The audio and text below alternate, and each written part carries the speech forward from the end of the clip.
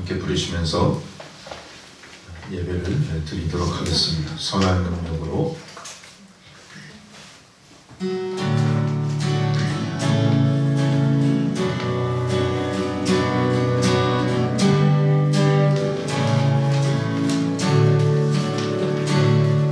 그 선하님의 보혈이 감싸여 그 놀라운 평화를 누리며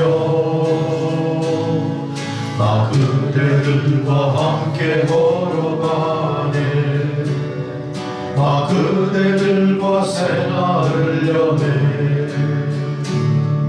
그 선하님이 우릴 감싸시니 믿음으로 일어나길 기대하네. 주 언제나 우리와 함께 계셔. 하루 또 하루가 늘 새로워. 지나간 어물 어둠의 날들이 무겁게 내 영혼 짓눌러도 오 주여 우릴 외면치 마시고 약속의 구원을 이루소서.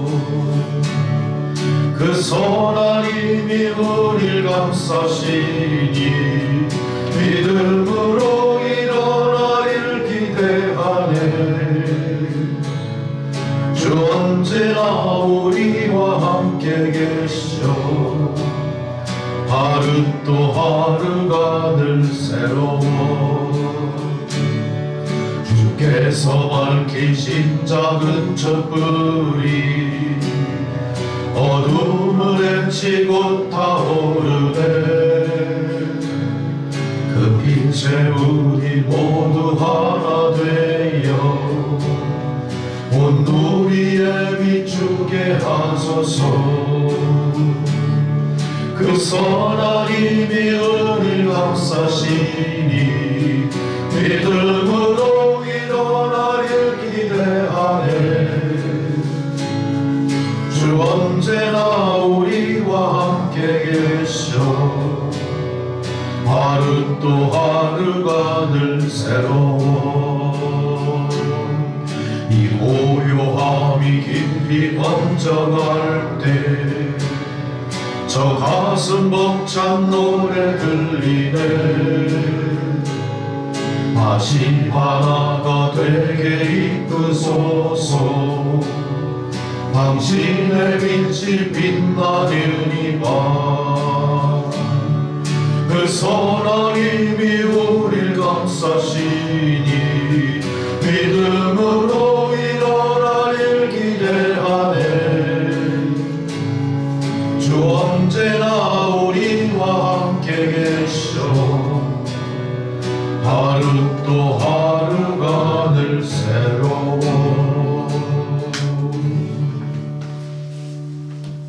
아멘. 함께 묵상기도 드리심으로 주연절 후 다섯째 주일 2월 7일 주일 예배 드리시겠습니다. 온 땅이여 여호와께 즐거운 찬송을 부를지어다. 기쁨으로 여호와를 섬기며 노래하면서 그의 앞에 나아갈지어다.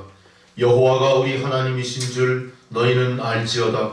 그는 우리를 지으시니요 우리는 그의 것이니 그의 백성이요 그의 기르시는 양이로다. 감사함으로 그의 문에 들어가며 찬송함으로 그의 궁정에 들어가서 그에게 감사하며 그의 이름을 송축할지어다. 여호와는 선하시니 그의 인자하심이 영원하고 그의 성실하심이 대대에 이르리로다. 아멘. 찬송가 1장 부르시겠습니다.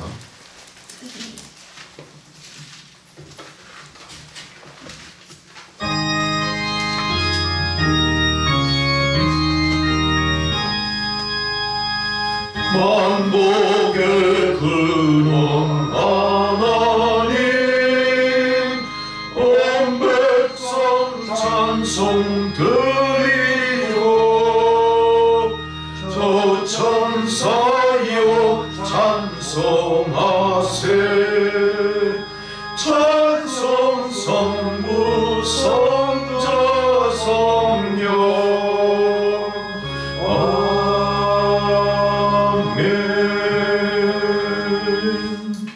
다 함께 사도신경으로 우리 신앙을 고백하시겠습니다. 나는 전능하신 아버지 하나님 천지의 창조주를 믿습니다. 나는 그의 유일하신 아들 우리 주 예수 그리스도를 믿습니다.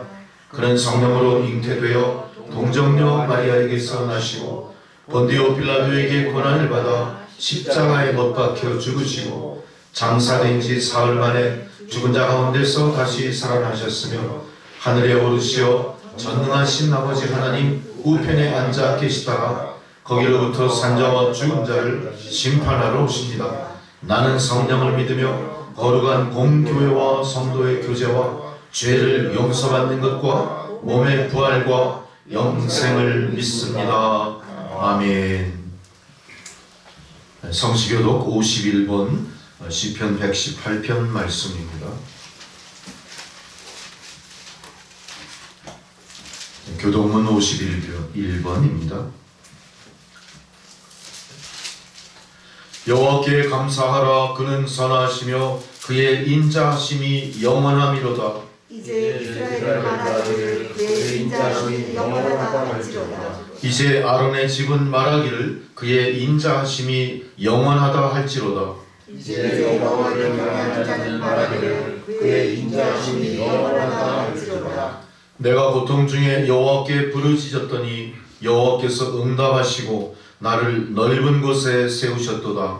여호와는 내 편이시라. 내가 두려워하지 아니하노니 사람에게 해주시라. 여호와께서 내 편이 되사 나를 돕는 자들 중에 계시니 그러므로 나를 필요하는 자들에게 보호하시는 것을 내가 보리로다.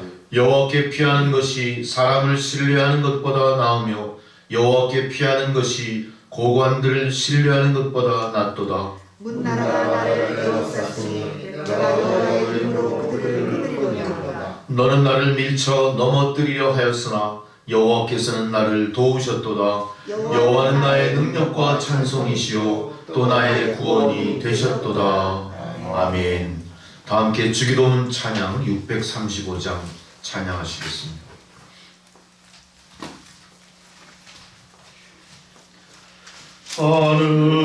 하늘에 계신 아버지 이름 거룩하사 주님 나라 임하시고 뜻이 이루어지이다. 일용할 양식 주시고 우리들의 큰 죄 다 용서하시고 또 시험에 들게 마시고 악에서 구원하소서. 대개 주의 나라 주의 권세 주의 영광 영원히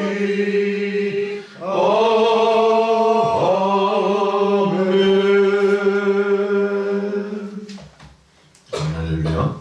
절기에 따른 성경 봉독입니다. 첫 번째 봉독 이사야 40장 21절에서 31절까지 말씀입니다.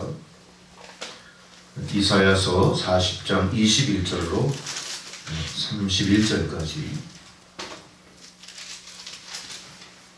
한 절씩 교도하겠습니다. 너희가 알지 못하였느냐? 너희가 듣지 못하였느냐? 태초부터 너희에게 전하지 아니하였느냐? 땅의 기초가 창조될 때부터 너희가 깨닫지 못하였느냐? 그는 땅이 정착하는 시간이 땅에 사는 사람들은 메뚜기 같으리라. 그가 하늘을 창같이 지으셨으며 거저를 천막같이 지으셨고 귀인들을 배하시며 세상의 사사들을 헛되게 하시나니 그들은 겨우 신들고 겨우 들었으며 그 조리가 겨우 땅에 물을 받자 곧 하나님이 힘을 주시니 그들은 말라 겨울 바람에 흘러가는 초계 같다. 거룩하신 이가 이르시되 그런즉 너희가 나를 누구에게 비교하여 나를 그와 동등하게 하겠느냐 하시니라. 너희는 물론 보기로 누가 이 모든 것을 창조하였다. 주께서는 수요대로 만상을 이끌어주시고 그들의 모든 이름을 부르시나니 그의 권세가 크고 그의 능력이 많으므로 하나도 완전히 없느니라. 야곱아 어찌하여 네가 말하며 이스라엘아 내가 이르기를 내 길은 여호와께 숨겨졌으며 내 송사는 내 하나님에게서 벗어난다 하느냐. 너는 알지 못하느냐 듣지 못하였느냐 영원하신 하나님 여호와 땅바닥에 지어주시는 피곤하지 않으시며 곤비하지 않으시며 명철이 하나님이시시며 피곤한 자에게는 능력을 주시며 무능한 자에게는 힘을 더하시나니. 소년이라도 피곤하여 곤비하며 장정하고 지었으니 받겠습니다. 오직 여호와를 앙망하는 자는 새 힘을 얻으리니 독수리가 날개치며 올라간 것 같을 것이요 다른 박질하여도 곤비하지 아니하겠고 걸어가도 피곤하지 아니하리로다. 아멘. 사도수간의 봉독입니다. 고린도전서 9장 16절에서 23절 말씀.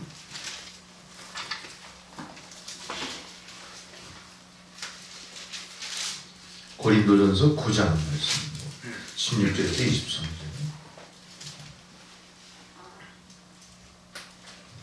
내가 복음을 전할지라도 자랑할 것이 없음은 내가 부득불 할 일임이라. 만일 복음을 전하지 아니하면 내게 화가 있을 것이로다. 내가 내 자유로 이것을 행하면 상을 얻으려니와 내가 자유로 아니한다 할지라도 난 상을 받아노라. 그런즉 내 상이 무엇이냐? 내가 복음을 전할 때에 값없이 전하고 복음으로 말미암아 내게 있는 권리를 다 쓰지 아니하는 이것이로다. 내가 모든 사람에게서 자유로우나 스스로 모든 사람에게 주는 것은 더 많은 상을 얻고자 하노라. 유대인들에게 내가 유대인과 같이 된 것은 유대인들을 얻고자 하며 율법 아래 있는 자들에게는 내가 율법 아래 있지 아니하나 율법 아래 있는 자같이 된 것은 율법 아래 있는 자들을 얻고자 하며 율법 없는 자에게는 내가 하나님께 율법 없는 자가 아니요 도리어 그리스도의 율법 아래 있는 자이나 율법 없는 자가 된 것은 율법 없는 자들을 얻고자 함이라. 약한 자들에게 내가 약한 자와 같이 된 것은 약한 자들을 얻고자 하며 내가 여러 사람에게 여러 모습이 된 것은 아무쪼록 몇 사람이라도 구원하고자 함이니. 내가 복음을 위하여 모든 것을 행함은 복음에 참여하고자 함이라. 아멘. 복음서의 봉독입니다. 마가복음 1장 29절에서 39절 말씀.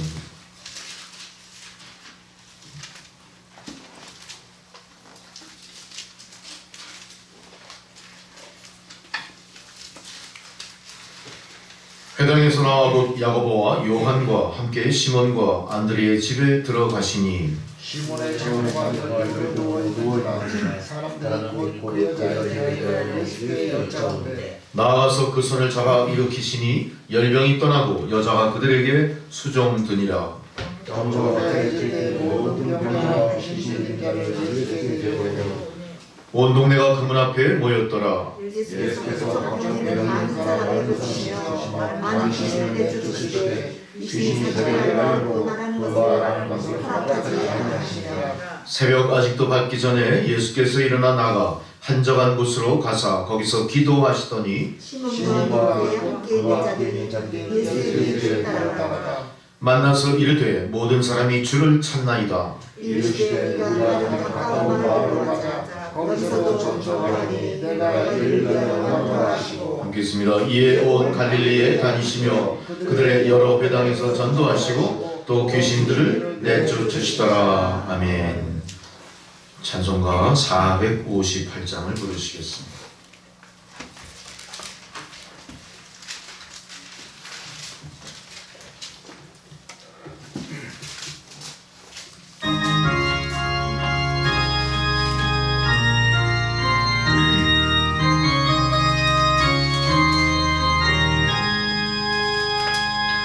너희 마음의 슬픔이 가득할 때 주가 위로해 주시리라. 아침에 같이 빛나는 마음으로 나 십자가 지고 가라. 참 기쁜 마음으로 십자가 내가 기쁘게 십자가 지고 가면 슬픈 마음 때를 따라서 주시는 은혜로서 가란 심령의 힘을 얻고 주가 언약한 말씀을 기억하고 너 십자가 지고 가라. 참 기쁜 마음으로 십자가 지고 가라. 내가 기쁘게 십자가 지고 가면 슬픈 마음이 위로받네.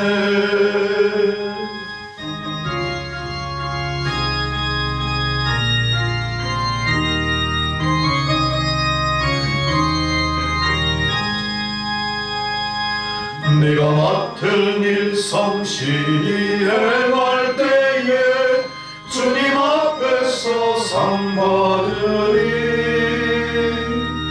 주가 베푸신 은혜를 감사하며 너 십자가 지고 가라.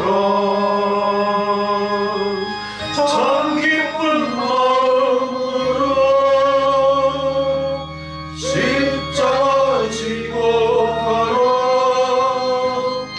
내가 기쁘게 십자가 지고 가면 슬픈 마음이 위로받네. 아멘. 할렐루야. 주님께서 오늘 저희들에게 주시는 생명의 말씀입니다. 골로새서 4장 2절에서 4절까지 말씀입니다. 주의 말씀을 봉독해 드릴 때 주님 말씀을 경청하시기 바랍니다. 기도를 계속하고 기도에 감사함으로 깨어 있으라. 또한 우리를 위하여 기도하되 하나님이 전도할 문을 우리에게 열어주사 그리스도의 비밀을 말하게 하시기를 구하라. 내가 이 일 때문에 매임을 당하였노라. 그리하면 내가 마땅히 할 말로써 이 비밀을 나타내리라. 아멘. 다 함께 기도하시겠습니다.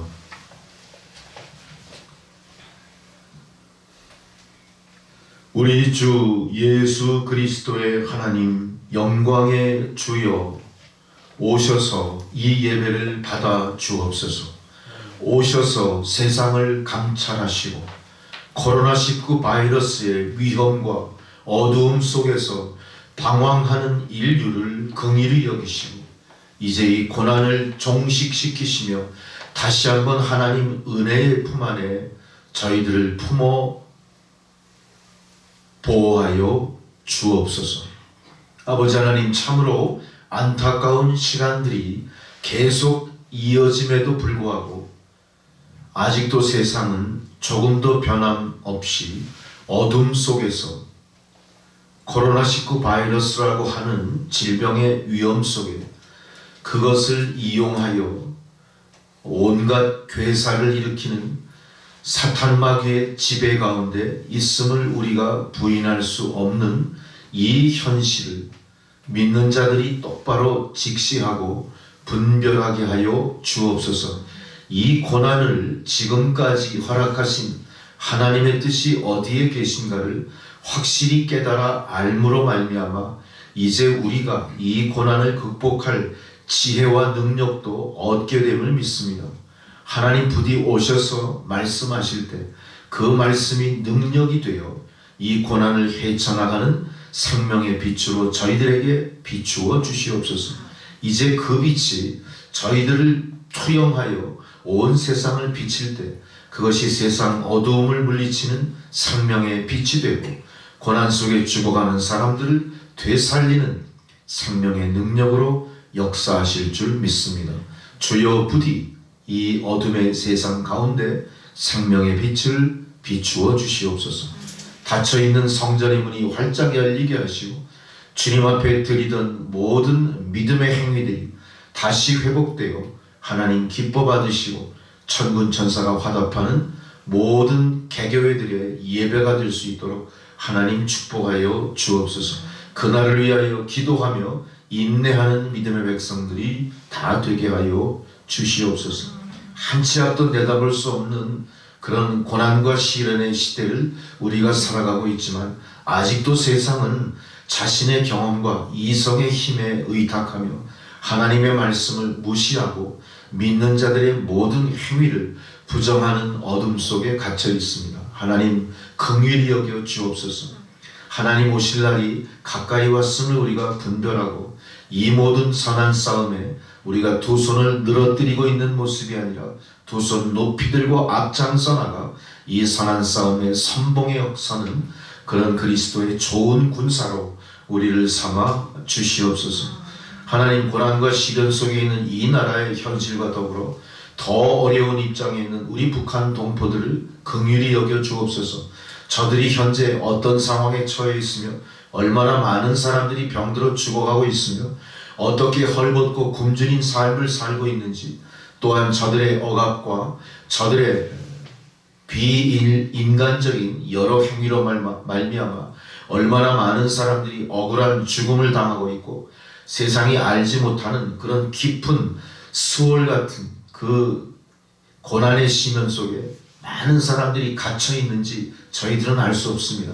하나님 저들의 그 신원의 그 피울음 소리에 귀 기울여 주시고 하나님 응답하셔서 이제 손수 저들을 고난에서 끌어올려 주시고 저들을 억압하는 모든 불의한 세력으로부터 해방시켜 주시옵소서.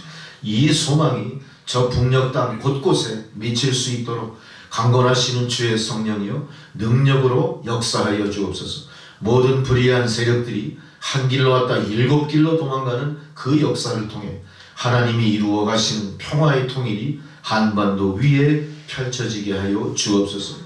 위정자와 권력 맡은 모든 자들이 하나님을 두려워하며 땅에 떨어진 하나님의 공의와 아버지 공평하고 공명정대한 세상을 만들어 나가는 데 있어서 진력할 수 있도록 이제 남은 임기 잃어버린 양심을 회복하고 하나님의 뜻을 쫓아 진정으로 멸사봉공하는 자세로 주어진 권력을 행사하는 저들이 되게 하여 주옵소서.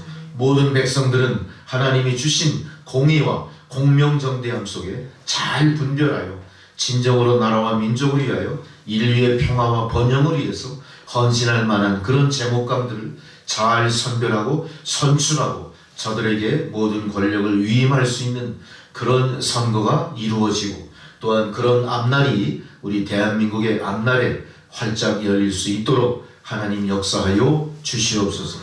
코로나19 바이러스 이후에 우리가 또한 감당해야 될 땅에 떨어진 모든 신뢰, 모든 인간관계 속에 그런 차가운 그런 관계들, 비대면 비접촉이라는 그 미명하에 그동안 우리가 이루어왔던 모든 사랑의 열매들이 질이 멸렬하듯 그렇게 메말라가는 세상을 우리가 어떻게 회복할 것인가에 우리가 최선을 다하게 하시고 또한 경제적인 모든 어려움들도 지혜롭게 잘 극복하여 하나님 이런 모든 사태를 잠잠히 인내하고 계신 하나님의 뜻을 잘 헤아려서 이제는 우리가 모든 사람들에게 기회가 주어지고 모든 사람들이 굶주리고 어려움에 빠지지 않도록 서로 도우며 이제 다시 한번 무너진 경제의 기틀을 회복하는 이 대한민국이 되게 하시고 이 모든 모범적인 주님의 역사와 주님을 믿는 성도들의 이 신앙의 은혜가 온 세상 사람들에게도 다 전해질 수 있는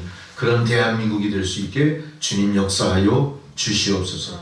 아버지 하나님, 백신이 개발되고 치료약이 나오고 있지만 그것이 공평하게 분배될 수 있도록 하나님께서 간섭하여 주셔서 이 모든 사태에 소외되어 있는 연약한 사람들 그리고 제3세계의 어둠 속에 갇힌 많은 인류들이 하나님의 도우심으로 살아가고 생명을 부지하고 치료받을 수 있도록 하나님 인자와 자비를 베풀어 주시옵소서. 하나님 또한 이 시간 우리 남천교회 모든 성도들과 자녀들 저들의 생업을 주의 손에 의탁하오니 주님 저들을 돌보아 주시옵소서.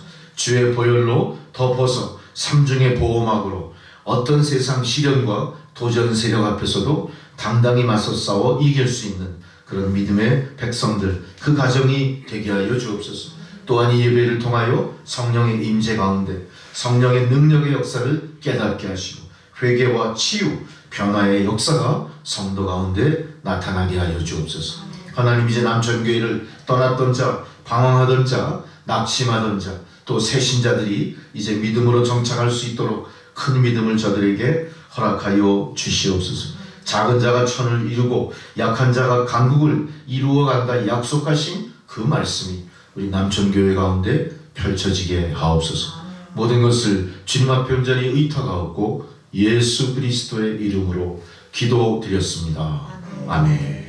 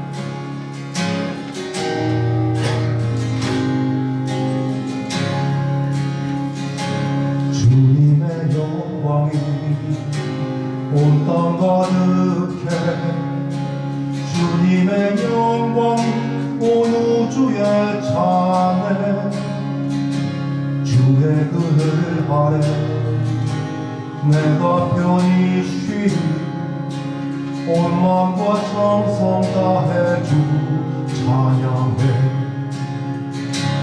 전능하신 하나님 그 신 이름 높이며 두 손 높이 들고서 주의 이름 찬양해 살아계신 하나님을 찬양해 감사하며 주 앞에 나갈 때 영원한 사랑으로 내 영혼이 끄시니 나의 모든 것 되신 주님을 찬양하리 주님의 영광 내 삶에 충만해 찬양하리 영원토록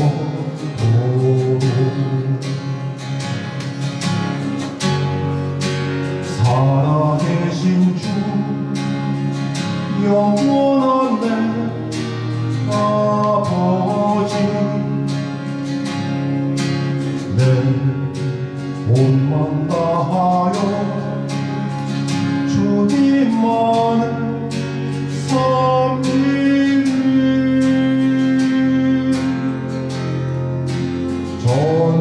전능하신 하나님 그 신 이름 높이며 두 손 높이 들고서 주의 이름 찬양해 살아계신 하나님을 찬양해 감사하며 주 앞에 나갈 때 영원한 사랑으로 내 영혼 이끄시니 나의 모든 것 되신 주님을 찬양하리 주님의 영광 내 삶에 충만해 찬양하리 영원토록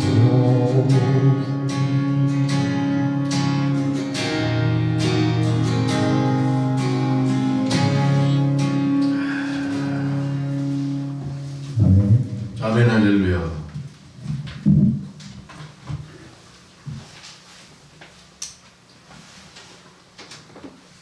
오늘 말씀의 제목이 무엇이 위기인가 그래요.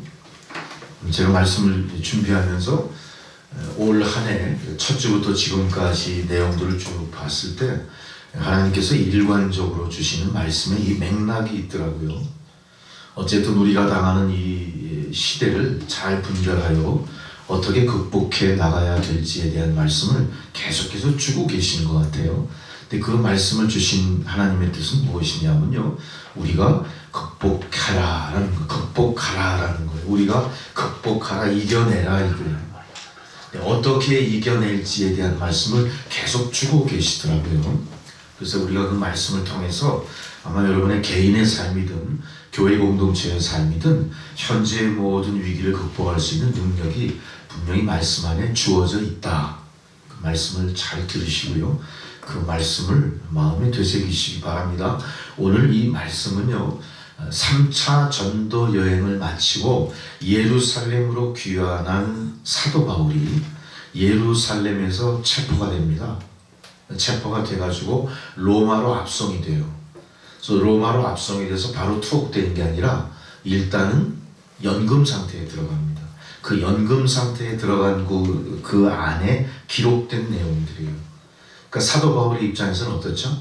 굉장히 위기에 처한 순간들이에요. 자, 이 위기에 처한 사도 바울을 통해 말씀하신 그 내용들이 바로 위기에 처한 우리들에게 분명히 교훈이 될 뿐만 아니라 무엇인가 돌파구를 열어주실 줄 믿습니다. 여러분, 어떤 분들은 이 위기의 시대를 위기로 바라보지 않는 분들도 계실 거예요. 이게 뭐 위기야? 항상 위기였는데. 또 그렇게 생각할 수도 있겠죠. 어쨌든 우리가 태어나서 죽기까지의 모든 과정이 뭐죠? 고해. 어느 종교에서는 그러잖아요. 인생이 고해가 맞는 것 같아요. 태어났을 때도 우리가 죽을 똥살똥 태어났고요. 또한 사망에 이르는 그 순간도 고통일 건 확실해요. 그러니까 고통에서 났다, 고통으로 우리가 사라질 존재라는 거. 그러니까 개인으로 봤을 때도 그런 고난으로 점철된 그런 인생인데, 세상으로 봤을 땐 또 어떻을까요? 세상이 하나님이 만들어 놓으시고 참 기뻐하셨던 세상이었는데 우리가 그 세상을 유지하지 못하죠. 쫓겨나 버린 거예요. 그래서 온 세상에 가시와 엉겅퀴가 다 뒤얽혀 있고 우리가 땀 흘려 노력하지 않으면 열매를 얻을 수 없는 노동이 부과된 거죠. 또 인생의 수명은 어떻게 됐습니까? 영원히 살 수 있는 수명에서 수명이 주어졌죠. 영생에서 수명이 있는 존재로 우리가 전락해버린 거예요. 그러니까 우리가 사는 이 세상도 어때요? 그런 사람들이 모여서 이루어진 세상이기에 그 세상도 고난의 세상일 겁니다. 물론 순간순간 과정 속에서 기쁨도 있고 감사도 있고 행복함도 있을지 모르지만 근본적으로는 어때요? 고난의 연속일 겁니다. 그런 연장선상에서 우리가 현실을 바라본다면 조금 더 이 고난의 의미를 통해서 우리가 어떻게 이것을 극복하며 어떻게 이 시대를 살아갈 수 있는가에 대한 지혜를 얻게 되지 않을까 몰라요. 자, 우리가 생각하는 지금의 이 시대는 어떻습니까? 우리가 겪어보지 못했던 팬데믹 사태라고 하는, 저도 신문방송을 통해서 팬데믹이라는 의미를 찾아봤어요. 그 전까지 제가 모르던 단어였습니다. 팬데믹. 코로나19 바이러스로 인해서 온 인류가 전전긍긍하는 그런 상황 속에 있는, 분명히 이것은 위기입니다. 위기예요. 그러나 이 위기에 빠졌다고 안달복달 아무리 우리가 발버둥 쳐도 극복되지 않을지도 몰라요. 실제로 이 코로나19의 위기에서 죽어가는 사람도 있죠. 코로나19의 위기에서 자기가 쌓아왔던 모든 업적이 그냥 신기루처럼 사라진 사람도 있을 거예요. 교회도 마찬가지입니다. 교회가 유사일이 어때요? 처음 당해보는 그런 사태에 지금 직면해 있는 거예요. 교회도요. 교회 역사도 이런 일이 별로 없었습니다. 아무리 로마 네로 황제가 박해를 심하게 했다 해도 그때는 지하 공동묘지에 들어가서 예배 드렸어요. 모여서. 가보니까 어때요? 그 지하 공동묘지가 광장이 어마어마하게 커요. 수백 명이 모여서 동시에 예배 드릴 자리고 실제 거기 모여서 예배를 드린 겁니다. 시체와 더불어. 그거 막지 않았어요. 막을 수도 없었겠죠. 숨어 들어가서 예배 드리는 거니까. 어쨌든 그러나 지금은 어때요? 교회가 정상적인 예배를 드리지 못해요. 그리고 다 우리가 마스크를 하고 있죠. 우리가 감히 어떻게 하나님 앞에 마스크하고 나타납니까? 우리의 얼굴 민낯을 주님 앞에 보여드려요. 목사도 마스크하고 다 하더라고요. 요새 전 그러고 싶진 않아요. 잡혀가는 한이 있어도 목사까지 다 마스크, 성가대들이 다 마스크를 했어요. 자, 이걸 볼 때 이거 위기예요. 분명히 위기예요. 그러나 가만히 돌아보세요. 위기를 극복하지 못했다면 인류는 어떻게 됐을까요? 그 위기 앞에 멸망했을 거예요. 우리 개인도 마찬가지예요. 우리 개인이 위기를 극복하지 못했다면 어떻게 됐을까요? 지금 존재하지 않아요. 죽었든가 아니면은 상상할 수 없는 처지에 있을 거예요. 어쨌든 우리가 어떻게 여기까지 왔어요? 위기를 극복하고 온 거예요. 교회든 개인이든 마찬가지예요. 근데 중요한 것은 위기가 극복됐지만 앞으로도 어때요? 이 위기가 또 이어지는 겁니다. 이어지는 겁니다. 여러분 개인의 위기 중에 여러분이 가장 피부로 느끼는 위기가 뭘까요? 내가 세월과 더불어 후퇴한다. 내가 늙어간다. 내 지력이 떨어져 간다. 내 활력이 점점 저하된다 이거예요. 이가 내가 개인적으로 느끼는 뭡니까? 내가 스스로 체감하는 위기예요. 위기예요. 관리하셔야 돼요. 극복해낼 수 있어야 돼요. 사업하시는 분들도 마찬가지일 거예요. 그렇게 기라성 같은 많은 사업체들이 어떻게 없었습니까? 미래를 예측하지 못한 거예요. 4차 산업혁명의 물결에 올라타지 못하니까 어떻게 됐어요? 다 도태돼 버린 거예요. 그렇게 떵떵거리던 기업들이 다 사라져 버린 거예요. 세계 초일류 기업도 어때요? 앞날을 보장할 수 없어요. 세계 최고의 기업이라고 자부했던 삼성전자를 괄목상대할 만한 최고의 기업이 중국에 있었죠. 뭡니까? 화웨이라고 있었죠. 화웨이가 지금 어떻게 됐죠? 위태위태한 거예요. 어떻게 이렇게 된 겁니까? 그들이 경영을 잘못했나요? 아니에요. 국제정치 구도의 그 역학관계, 어떤 대립 속에서 알지 못하는 힘에 의해서 어떻게 된 거예요? 그렇게 되는 거예요. 놀랍지 않습니까? 놀랍지 않습니까? 기업도 마찬가지죠. 미래의 모든 상황을 예측하지 못했어요. 어떤 기업들은 비대면 비접촉 시대가 도래했을 때 거기에 발빠르게 대응하지 못하다 보니까 어때요? 매출이 예상하지 않았던 거 계속 다운되는 거. 그거 발빠르게 잘한 사람들은 어때요? 엄청난 이익을 얻어요. 대표적인 기업이 뭐가 있어요? 쿠팡 같은 거. 또 뭡니까? 무슨 배달의 민족? 어마어마한. 우리가 그 예측했나요? 우리 배달하는 사람 보면 뭐라고 그랬죠? 야, 참 안 됐다. 저런 직업을 갖고 전전긍긍하며 인생 사는구나. 제일 밑바닥 직업이구나. 제일 밑바닥. 그걸 기업화하려는 아이들은 어떻게 생각했을까요? 자, 보세요. 위기가 기회가 되는 경우도 있다는 얘기예요. 위기가 위기로서 내가 소멸될 수밖에 없는 극한 상황에 몰리는 수도 있더라는 얘기예요.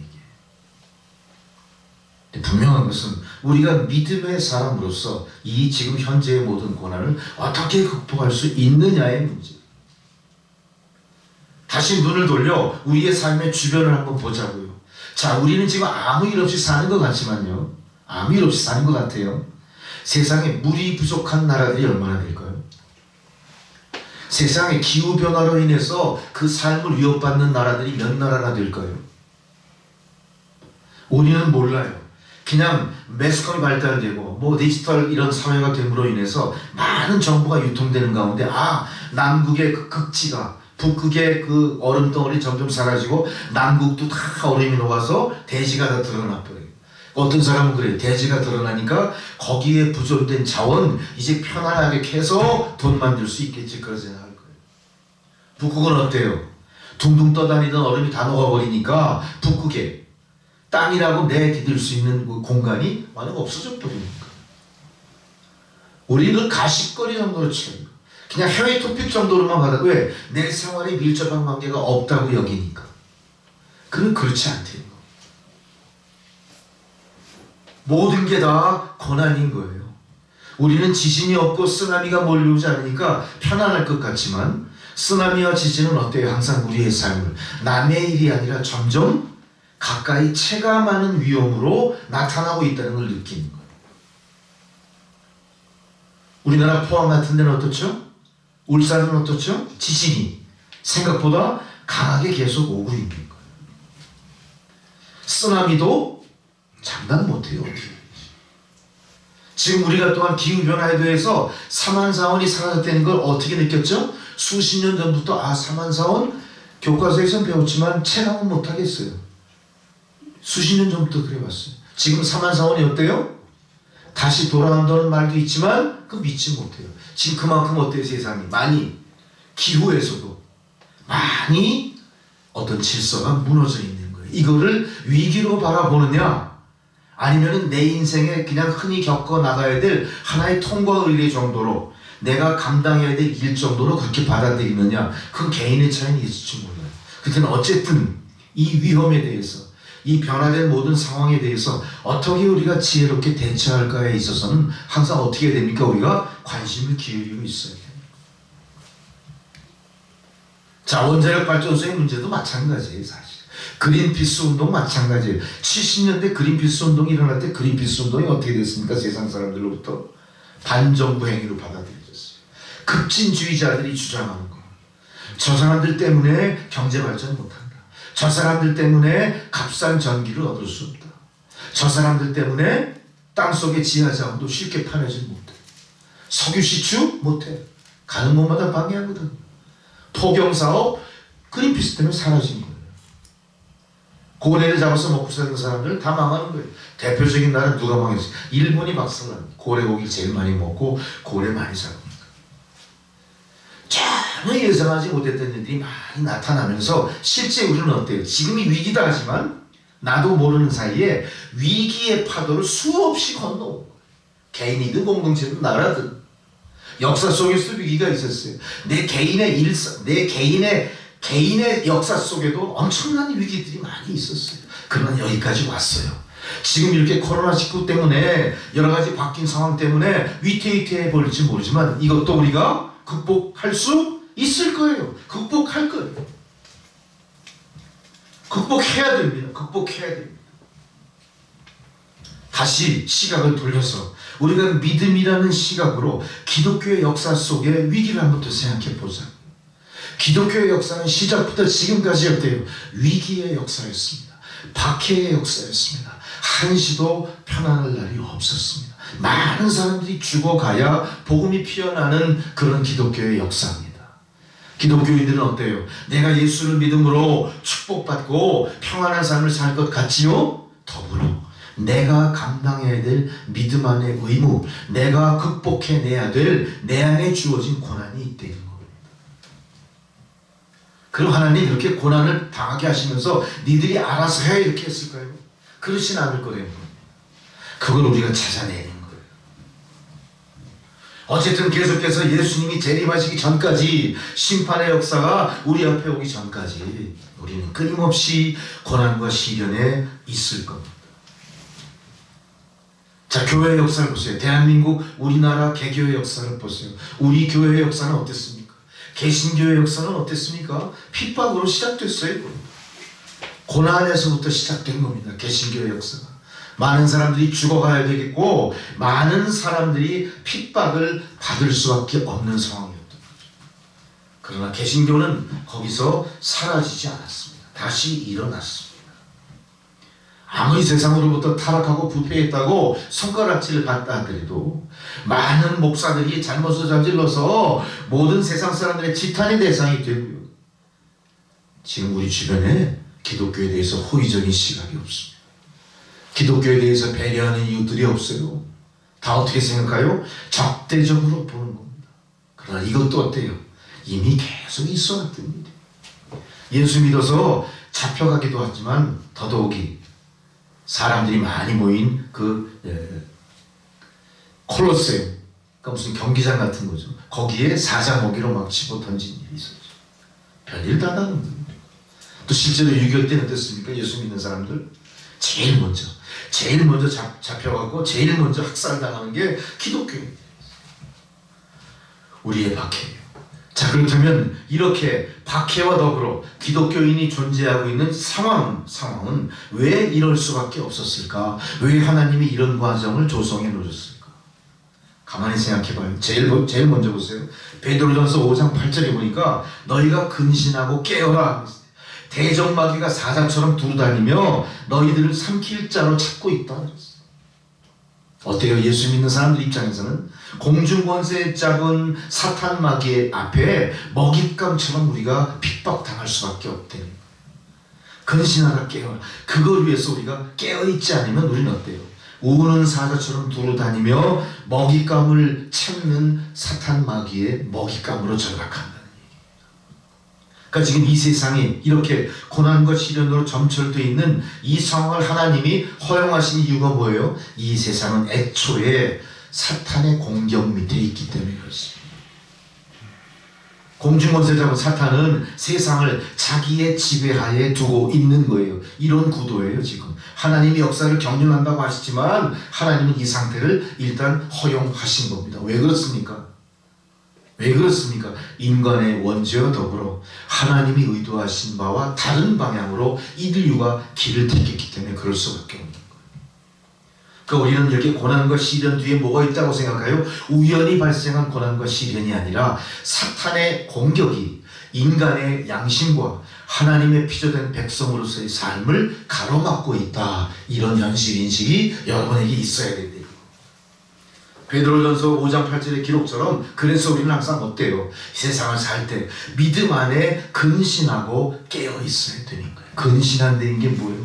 몸가짐을 잘 가다듬어라. 겸손하게 살아라. 너무 티내고 그러지 마. 겸손하게, 근신해, 단정하게 항상 그렇게 살면서 영적으로 깨어 있어서 분별하라. 그런 가정의 문제도 마찬가지예요. 공동체의 문제도 마찬가지예요. 교회 내의 문제도 마찬가지예요. 모든 것이 사탄의 공격으로부터 취약할 수밖에 없는 그런 상황인 거예요. 사탄은 어떤 존재입니까? 하나님과 내가 능력에서 괄목상대할 만해 하면서 맞서다가 쫓겨난 존재죠. 그 사탄이 간섭하고 움직이는 세상을 인간의 힘이 극복해낼 수 없는 겁니다. 우리는 사탄의 공격에 취약할 수밖에 없어요. 개인이든 가정이든 사회든 어떤 조직이든 교회든 항상 사탄의 공격에 취약할 수밖에 없다. 가룟 유다를 우리가 생각해 봅니다. 가룟 유다는 은전 30립에 누구를 팔아먹어요? 예수를 팔아먹습니다. 가룟 유다는 어떤 사람이에요? 굉장히 똑똑한 사람이었어요. 굉장히 단정한 사람의 나름대로 깔끔한 사람입니다. 돈 관리 잘하던 사람이에요. 적어도 예수 제자 공동체의 격리부장 정도 역할을 했던 것 같아요. 근데 이 사람이 어떻게 됩니까?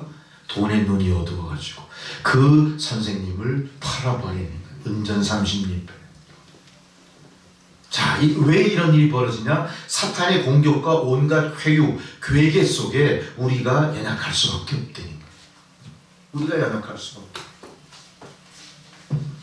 자, 여기서 가룟 유다와 반대로 주님은 마지막 십자가의 구속사건을 무엇으로 마지막을 장식하십니까? 돌아가시기 전에 어떻게 하죠? 겟세마네 동산에 올라가셔서 땀방울이 빗방울이 되게 뭘 하시죠? 기도를 하신 거예요. 기도하지 않는 가룟 유다가 은전 30의 스승을 팔아먹는 것과 반대로 예수께서는 인자 예수로서 인간의 모든 인격과 인간의 모습을 갖고 있는 그 고뇌하는 인간으로서 할 수만 했다면 이 잔을 내게서 비켜가게 해주십시오. 자기 스스로는 이거 감당하기 너무 힘들었어. 아주 인간적인 자기의 토론. 그렇지만 예수님은 어떻게 견뎌내죠? 기도를 통해서 그 고난을 내가 받겠습니다. 고난의 이 두려운 잔을 내가 마시겠습니다. 그 힘이 어디서 나왔어요? 기도함으로 나오는 거예요. 여기서 하나의 방법이 이제 서서히 윤곽을 드러냅니다. 우리에게 주어진 고난은 우리가 극복할 수 있다. 극복할 수 있다. 어떻게? 예수님이 겟세마네 동산에서 기도를 통해 자기의 인간적인 고난과 인간적인 고통을 극복해낼 수 있는 힘을 기도를 통해 얻어내는 것처럼 우리도 세상의 도전과 세상의 유혹과 세상의 사탄마귀 압박으로부터 기도를 통해 이겨낼 힘을 얻을 수 있다. 우리는 기도하지 않으면 가룟 유다 같은 신세로 전락할 수밖에 없습니다. 기도하지 않으면 은혜 받을 수 없고 기도하지 않으면 역사하는 힘이 우리 안에 인풋되지 않아요. 우리 안에 들어오지 않아요. 기도할 때 그게 들어오는 겁니다. 또한 기적 같은 일도 성경에 기록된 많은 것들이 기도를 통해 나타났던 것처럼 우리도 역시 기도를 통해 우리 안에 기다리는 기적을 일으킬 수가 있는 거예요. 우리는 또 하나의 인물을 비교 대상으로 볼 수가 있습니다. 여러분, 기도의 사람인 다윗을 생각해 보세요. 다윗이 기도할 때는 어떤 일이 벌어졌죠? 하나님의 도우심을 통해 하나님의 은혜 가운데 통일왕국을 이루는 왕이 되어버립니다. 다윗은 모든 걸 다 취하고 자기가 원하는 것을 얻어냈어요. 그러고 나서 어떡합니까? 기도를 안 하기 시작한 겁니다. 다윗이. 내가 이제 할 만큼 다 했잖아요. 누릴 만큼 다 누렸잖아요. 기도에 땀을 흘리지 않은 거예요. 어떤 일이 벌어집니까? 다윗이 타락하기 시작합니다. 안일무사주의로 빠지기 시작합니다. 하나님의 은혜가 여기까지 나를 이끌어줬다는 사실을 망각하기 시작해요. 어떤 일이 벌어지죠? 적과의 싸움에 선봉장으로 앞장세웠던 우리야의 부인을 어떻게 합니까? 자기가 간음하는, 우연치 않게 목욕하는 모습, 그 실루엣을 바라보고 어떻게 되면 다윗이 눈이 헷갈락합니다. 인간 속에 있는 모든 욕망이 자기의 이성을 뚫고 밖으로 나와버린 거예요. 그 사람이 누구예요? 자기가 가장 총애하고 이 나라의 명운을 두 어깨에 짊어진 대장군, 자기가 신뢰하는 우리아이 아니었는데도 자기가 덥석 그 아내를 범해버려요. 이후에 다윗의 생애는 어떻습니까? 그가 누리던 통일 왕국의 그 엄청난 위엄, 엄청난 영광 서서히 사라져요. 자네들은 병신 자네들 막 나와요. 젖먹이를 이렇게 가슴에 안고 젖먹이는 유모가 애 툭 떨어뜨려서 다리 병신 만들고 막 이런 일 벌어지잖아요. 참 우화 같은 이야기 너무 많아요. 정말로 다윗은 너무나 비참한 말년을 맞게 됩니다. 가장 총애하던 가장 멋지고 가장 지혜롭고 가장 총명한 아들이 어떻게 돼요? 압살롬이 배신. 거꾸로 지 아버지를 잡아 죽이겠다고 지 아버지를 군박하고 결국은 자기도 어떻게 됩니까? 전쟁터에서 어떻게 되죠? 그 긴 머리채, 상당 같은 아름다운 머리채가 나뭇가지에 걸려서 두들 말려서 떨어져 적군의 칼을 완전히 비참한 끝을 맞이하는 거예요. 이런 모습으로 하나님은 우리에게 알려주실까요? 기도의 능력을 우리에게 강조하시는 거예요. 우리가 기도하지 않으면 우리의 삶 가운데 엄습해오는 고난과 위기를 극복해낼 수가 없대요. 하나님은 우리를 그 모든 고난으로부터 살려주시는 방법으로 살아갈 수 있는 길로 기도의 방법, 기도의 길을 제시하고 계신 겁니다. 내가 현재 모든 삶의 상황에서 안일하지 마십시오. 모든 것이 순탄하게 잘 이루어졌다고 해서 역경 속에 울고불고 매달리던 기도의 그 눈물, 기도의 열정을 포기해버리시면 안 돼요. 계속 이어가셔야 됩니다. 우리가 심판대 앞에 쓰는 그 순간까지 기도는 호흡처럼 우리가 계속 이어가야 될 겁니다. 사도 바울을 보십시오. 사도 바울은 죄인이 돼서 착고에 묶이죠. 그리고 압송됩니다. 로마로 행가는 배를 타고 가다가 유라굴로라고 하는 큰 광풍을 만나요. 이 강풍이 7일 동안 계속되니까 그 바다가 얼마나 들끓었겠어요. 다 죽게 되는 겁니다. 많은 사람들이 완전히 호떡집에 불나는 거예요. 이건 뭐 난리가 난다, 이 배 안에서. 어떻게 하면 살아남을까? 왜 이런 일이 벌어졌는가? 그 와중에 사도 바울은 뭐 하죠? 그 안에 기도해요, 사도 바울. 7일 동안 태풍이 몰아치는 그 가운데 기도를 해요. 왜 기도했겠어요? 이 고난을 극복하는 건 하나님뿐이 안 계시다. 하나님 방법을 알려주세요. 내가 어떻게 해야 여기를 벗어날 수 있을까요? 어떻게 해야 276명의 선원을 살릴 수 있을까요? 사도 바울은 어떤 입장에서 어때요? 그 기도가 우리만 살게 하고 나를 압송하는 모든 사람은 다 죽게 하십시오. 혹시 그런 욕심의 기도를 할 수도 모릅니다. 사도 바울은 그런 기도하지 않습니다. 하나님, 당신의 뜻이 어디에 계십니까? 이 천하보다 귀한 생명 276명이 여기서 바닷속에 엇몰대 사라지는 게 당신 뜻입니까? 울고불고 매달려 기도하는 거예요. 절망에 빠진 276명의 선원과 더불어 결국은 어떻게 됩니까? 기도 중에 예언을 받아요. 이 배가 절대 빠지지 않는다. 한 섬에 도달할 거야. 한 섬에 도달.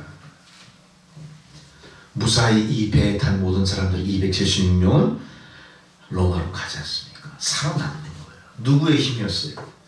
기도한 사도 바울의 기도에 응답하신 하나님의 뜻으로 살아납니다. 우리 배도 마찬가지입니다. 우리 배가 276명이 탄 그 당시의 배와 방불한 그런 입장이 되면 우리가 무엇으로 살아남을 수 있어요? 기도하는 한 사람의 힘으로 살아날 수 있대요. 기도하는 성도들이 성전의 닫힌 문을 여는 것이고요. 기도하는 성도들이 이 성전을 지켜내는 것입니다. 기도하는 성도들이 고난과 시련의 한국교회의 빛이 되는 거예요. 이걸 우리가 어떻게 방기할 수 있겠습니까? 포기할 수 있겠습니까? 게으를 수 있겠습니까? 다시 기도의 열정을 불태워야지.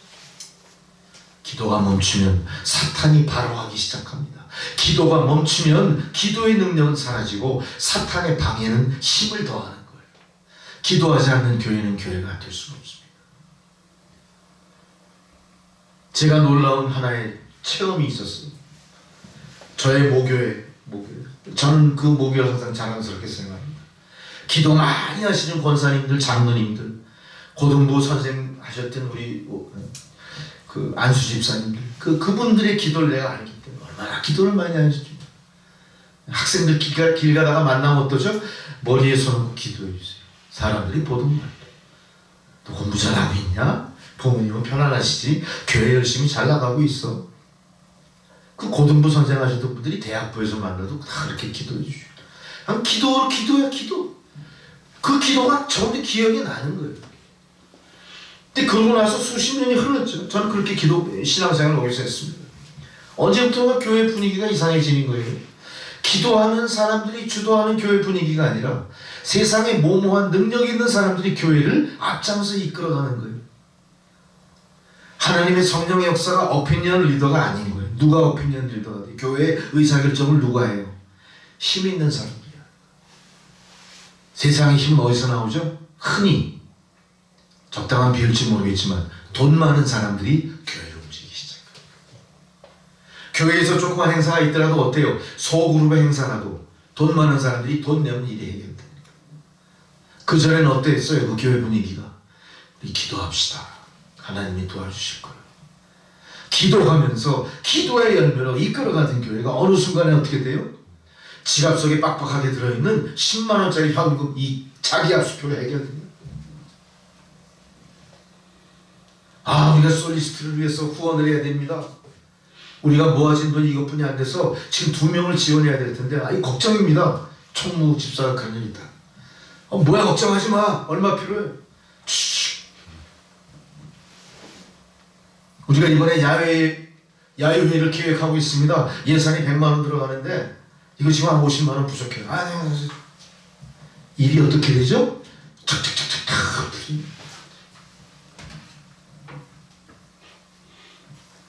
우리가 CD를 제작하는데 CD 제작비용이 300만 원이 들어가요. 500만 원이 들어가요. 오케스트라를 초청하는 게 500만 원 들어가요. 교회 재정은 그 반도 안 돼. 그거 어떻게 해결돼요? 그거 막 울고 기도합니까 우리가? 그러니까 어떤 일이 벌어져요?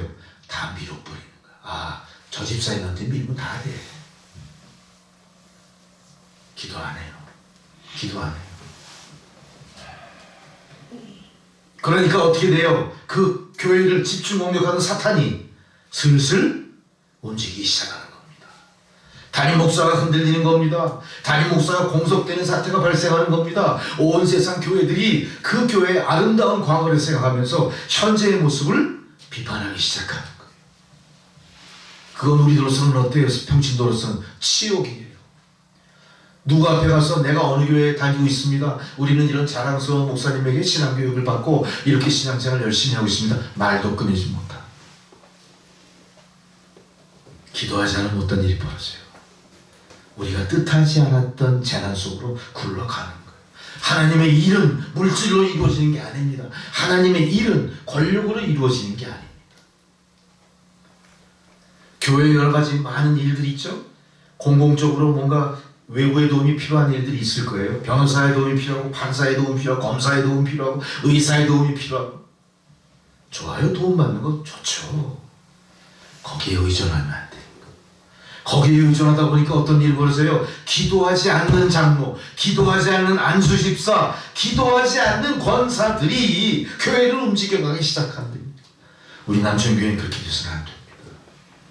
먼저 기도하는 사람, 하나님의 도우심을 구하는 기도의 용사들이 이 교회를 태초부터 지금까지 지키시는 주님께 기쁨의 제물로 드릴 수 있습니다. 교회는 인간이 세우는 게 아닙니다. 교회는 인간의 욕심으로 유지되는 게 아닙니다. 교회는 하나님의 성령의 역사로 이루어진 바로 그 기도가 바로 우리 믿음의 척도입니다. 우리가 믿음이 있다 하지만 어때요? 그 믿음은 어떻게 보여줄 거예요? 믿음이 크고 작음이 뭐로 나타날까요? 내가 업적으로 나타날까요? 기도의 분량으로 나타나는 거예요. 내가 믿음이 큰 믿음으로 나가고 싶은 사람들은 기도의 분량을 채워 나가셔야 돼요. 기도하셔야 돼요. 기도하지 않으면 그거는 이미 교인다운 교인의 모습을 떠나가 버린 겁니다. 기도가 믿음의 척도요, 기도가 능력의 비밀임을 다시 한번 여러분 마음속에 확실하게 되새기시기 바랍니다. 우리가 기도를 통해 우리의 일을 의탁할 수가 있는 거예요. 우리가 기도를 통해 하나님의 도우심을 받아낼 수가 있는 거예요. 기도는 나의 위기에 하나님의 손길을 끌어들인 인계철선이에요. 내가 위기에 닥쳤을 때 기도하면 하나님 바로 알아들으시는 거예요. 전선을 지키는 병사들이 인계철선으로 전선을 지켜내는 것처럼 하나님도 기도하는 성도들을 이렇게 지켜주신다는 거예요. 이 모든 것은 기도가 하나의 행위로서만이 아니라 믿음의 척도라는 것을 생각할 때 우리는 먼저 믿는 자가 든든히 되어져 있어야 되는 거예요. 우리에게 믿음이 있어야 됩니다.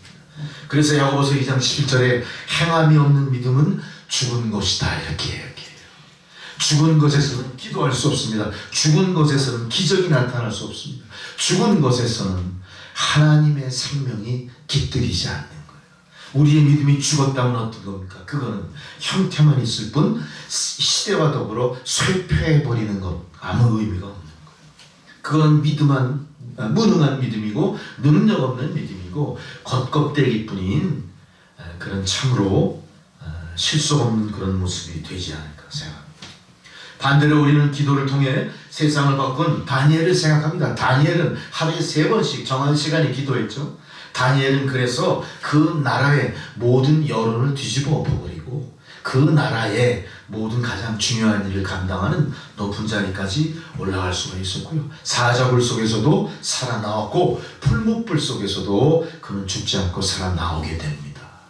느부갓네살 왕을 거꾸로 위에서 자기가 원하는 대로 조정할 수 있는 그런 능력 있는 재상으로 변화되는 모습을 볼 수 있죠. 바로 다니엘의 용기, 다니엘의 소망, 다니엘의 능력이 다 다니엘의 기도를 통해 나오게 된 겁니다. 그렇다면 우리는 왜 이렇게 기도를 하지 못하게 됐을까요? 기도가 믿음의 척도라고 생각했을 때 우리의 믿음이 그만큼 떨어져 버린 거예요. 믿음의 바로미터가 제로로 내려가 버린 겁니다. 빨리 생각을 하셔야 돼요. 우리가 차를 몰다가 제로까지 가면 차가 어떻게 돼요? 한 50km, 60km 더 갈 수 있다고 하지만 장담 못하죠. 빨리 보충을 해야 되지 않습니까? 다시 바늘이 올라가게 보충해야 되죠.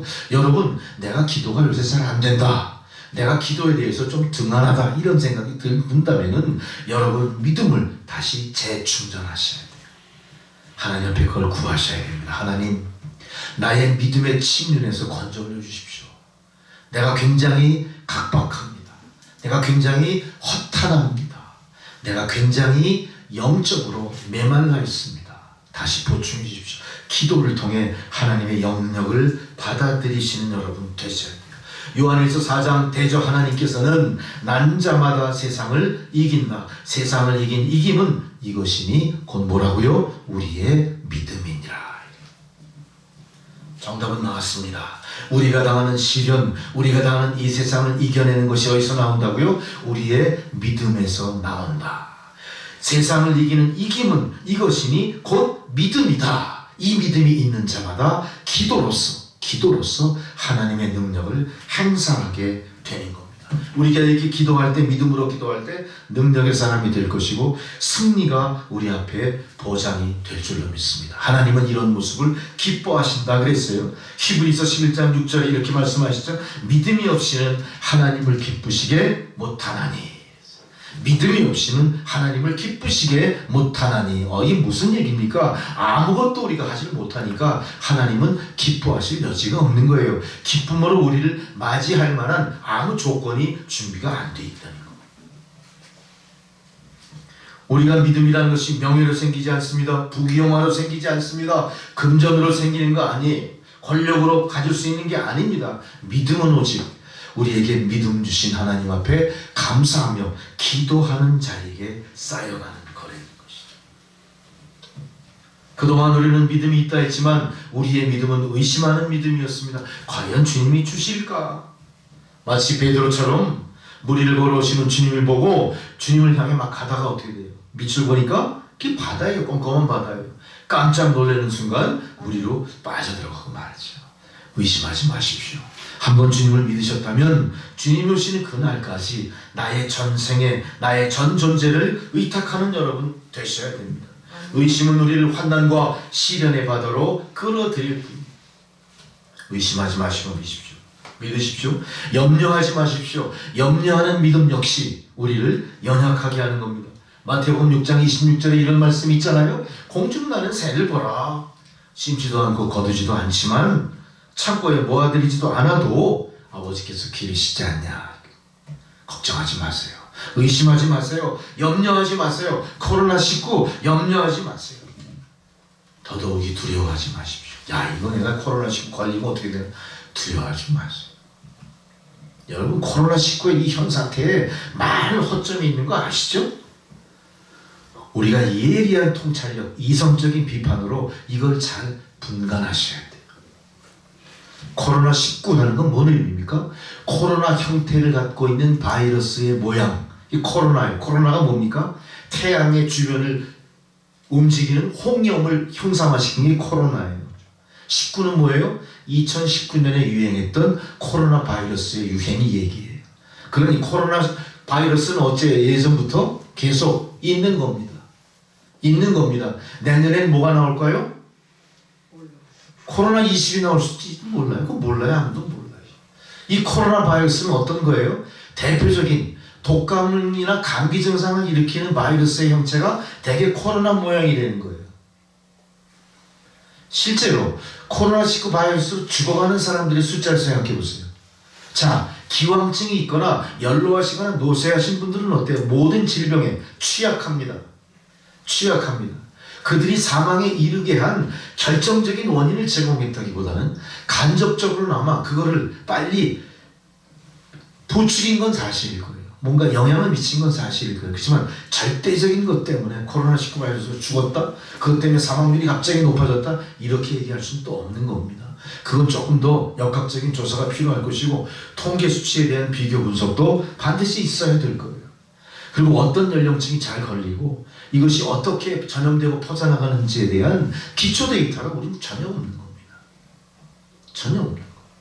두려워할 것 없어요. 오히려 이 바이러스로 죽어가는 사람보다 우리가 감기나 그 인플루엔자로 죽어가는 사람들의 숫자가 통계 수치로 봤을 때 훨씬 더 많이 되는 거 아닙니까? 그러면 팬데믹으로 치지 않기 때문에 어때요? 정확한 통계로 집계되지 않아요. 우리는 이 사태를 어떻게 봐야 됩니까? 반드시 극복할 수 있다 이렇게 보십니다. 단지 우리가 가장 기초적인 방역의 기초가 되는 행동은 우리가 열심히 수행해야 되겠지만 이걸로 인해 두려워하거나 이걸로 인해 전전긍긍하거나 염려하지 말라는 거예요. 우리가 전전긍긍 염려하고 두려움에 빠질수록 어떤 일이 벌어져요? 기도하는 게 아니라 기도에서 멀어지게 돼요. 교회가 교회다워지지 않게 돼요. 우리는 그런 식으로 이 사태에 대해서 두 손 들고 투항해버리면 안 됩니다. 오히려 이 사태에 대해서 하나님의 뜻을 물어보셔야 돼요. 하나님, 왜 이런 시련을 저희들에게 주셨습니까?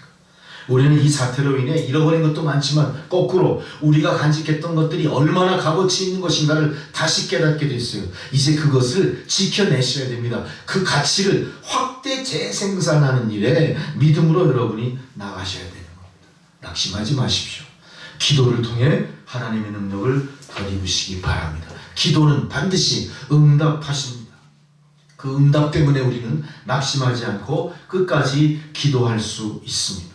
마치 아브라함이 100세가 돼서 경수가 끊어진 부인으로부터 아들을 얻잖아요. 마찬가지예요. 기다리는 자에게 하나님 반드시 응답을 해주십니다. 이 응답으로 우리가 다시 승리하게 될 줄 믿습니다. 순종하면서 믿음의 길을 열심히 가시고 더불어 열심히 기도함으로 하나님의 기적을 여러분 나타내시기 바랍니다.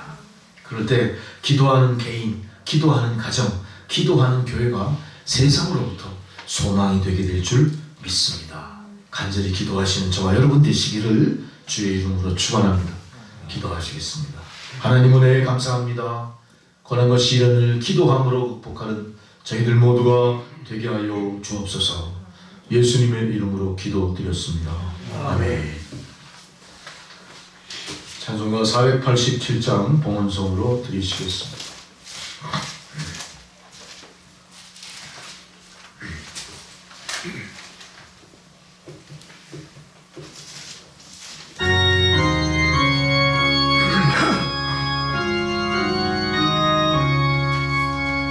어둠 후에 빛이 오며 바람 부는 잔잔하고 소나기 후에 햇빛 나며 수고한 후에 쉼이 있네.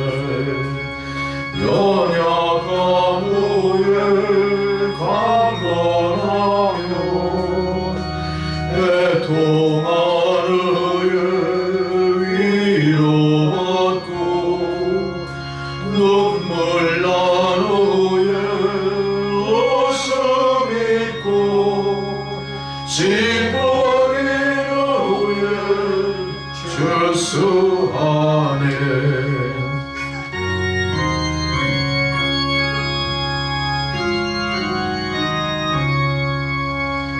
괴로움 후에 평안 있고 슬퍼한 후에 기쁨 있고 멀어진 후에 가까우며 고독한 후에 친구 있네.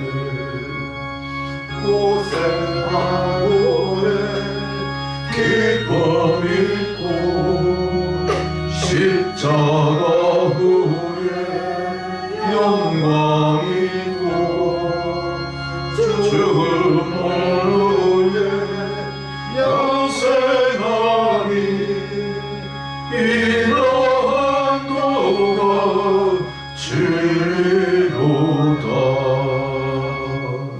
주님, 오늘도 귀한 생명의 말씀으로 우리가 살아가며 우리가 극복해야 될 그 빛을 향하여 결단하며 나가게 하신 것 감사를 드립니다.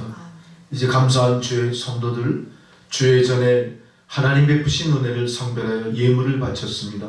예물을 받아 주옵소서. 예물이 사용되어지는 곳에 하나님의 나라가 확장되게 하시고 하나님의 평강이 넘쳐나게 하옵소서. 드린 손길 축복하셔서 저들의 삶이 고난과 시련 속에 있는 세상 사람들에게 소망이 되고 빛이 되고 하나님 축복의 통로가 되는 역사가 일어나게 하옵소서. 아멘. 예수님의 이름으로 기도드렸습니다. 아멘. 여러분, 우리가 비대면 예배이기 때문에 오늘 그 구정 예배 순서지를 돌릴 수가 없는 입장이라 만들지 못했어요. 그래서 구정 예배도 우리가 유튜브를 통한 실시간 방송으로 구정 예배도 드리게 되니까요. 여러분 집안에서 그 가족들 모여서 예배 드릴 때 남천교회 실시간 예배, 그게 아마 목요일날 예배가 녹화가 돼서 구정 당일날 아마 녹화로 아마 나가게 될 거예요. 11시쯤 예배에 충분히 드릴 수 있게 되니까 그걸로 구정 예배, 가족 예배를 드리시면 되겠습니다. 네. 오늘 모처럼 우리 김수경 교수님 반갑습니다. 건강한 모습 보니까 너무 감사하고요. 네. 오늘 말씀이 또 마음에 되새기셔서 기도함으로 더 큰 하나님 은혜 넘치도록 받으시기 바랍니다. 축도로서 예배 마치겠습니다.